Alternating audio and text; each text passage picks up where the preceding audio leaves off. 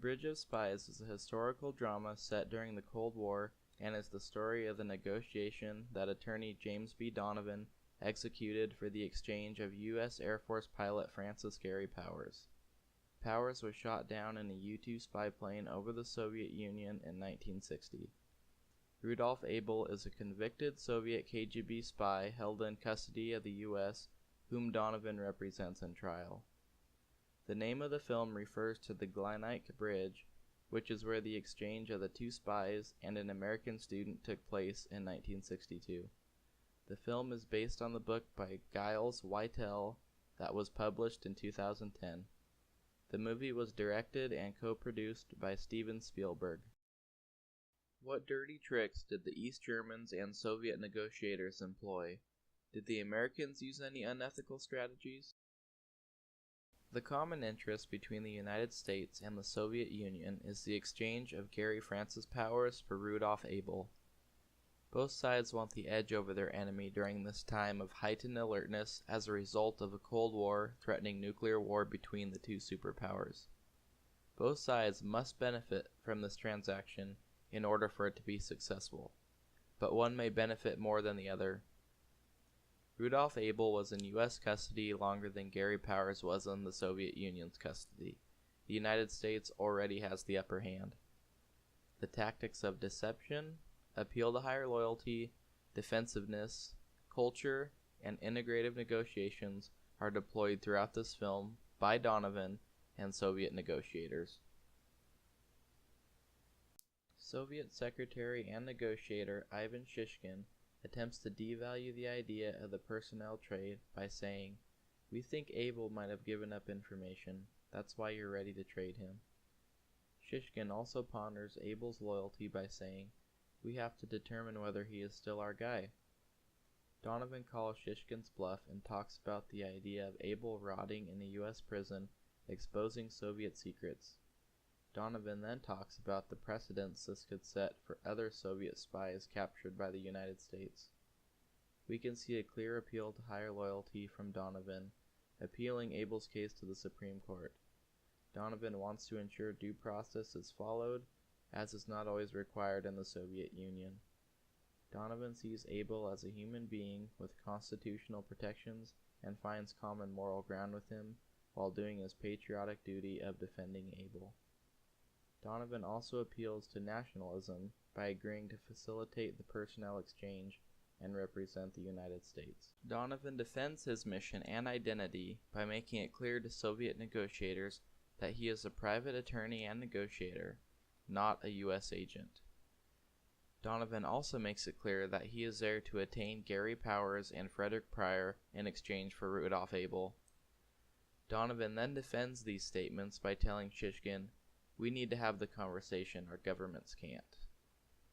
Donovan appeals to his own morals and his patriotic duty by following an oath of honesty during the negotiations and being straightforward in communication.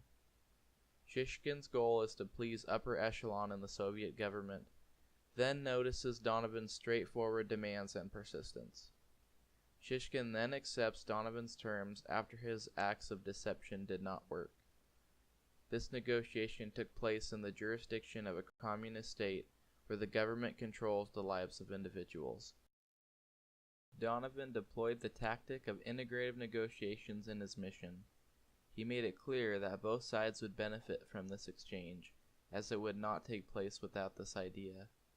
Donovan recognizes the rather fair request from the East Germans and their strive for recognition, and combines it with intense Soviet negotiations to give the United States the upper hand. Donovan secured Pryor and Powers in exchange for Abel. Donovan recognized the interests of the United States in attaining only Powers at that moment and combined it with his personal goal of also securing Pryor. These negotiations helped Donovan complete his patriotic duty and navigate deceptive Soviet negotiators. Was Donovan justified in lying to his family about his whereabouts during the negotiation? Donovan was justified. The Cold War era was a time filled with paranoia. No one could trust anyone, not even your own family. On top of this, spies during this time would use tactics such as wiretapping in order to try and gain any advantage upon their foes. Donovan protected his family through his lies. Donovan used the following distributive negotiation tactics: hidden information, relationship sacrificing, and he was hard on people. Hidden information. Because Donovan lied to his family, he withheld not only information from them, but also from potential spies who were very crafty and did anything in their power to nab information from their targets. Relationships damaged. His family's trust may have taken a hit, as he sacrificed it for the good of the defendant. Was it ethical for Donovan to risk the return of powers in order to secure the release of the other American?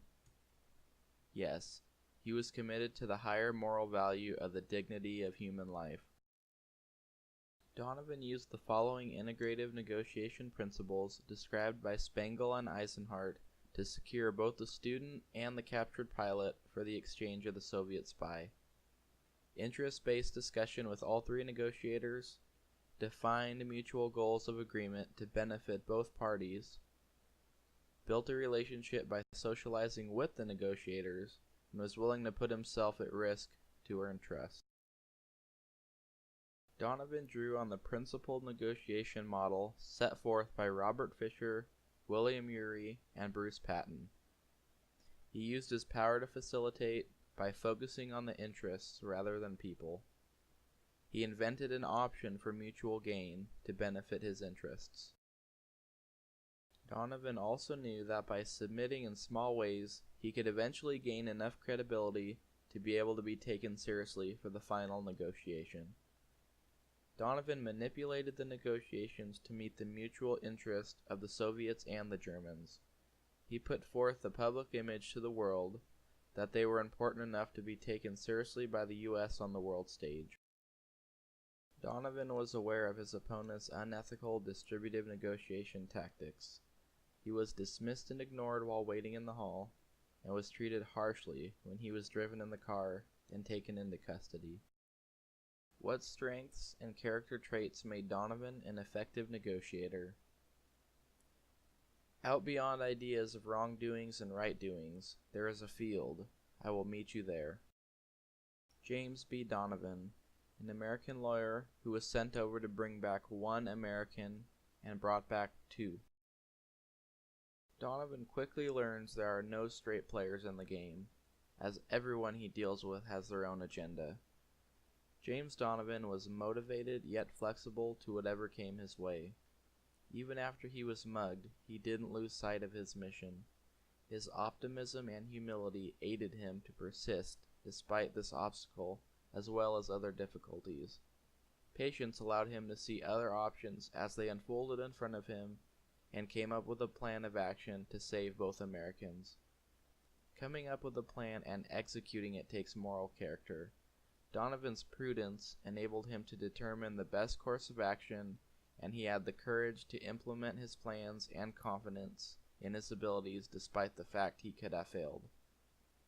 Donovan was compassionate and obviously had a strong sense of justice that enabled him to focus on the men he was negotiating for. Donovan displayed integrity by always being true to himself and his choice to get both men even though he was only expected to get powers. Donovan was a likable guy and worked to get Shishkin's trust by building a personal relationship with him. He produced a sense of mutual benevolence when he made the statement, "We need to have the conversation our governments can't," which also placed the negotiation in a broader context. Not only was James Donovan an effective negotiator, but he also demonstrated some key positive leadership virtues, which are likely the reason he was such a successful negotiator.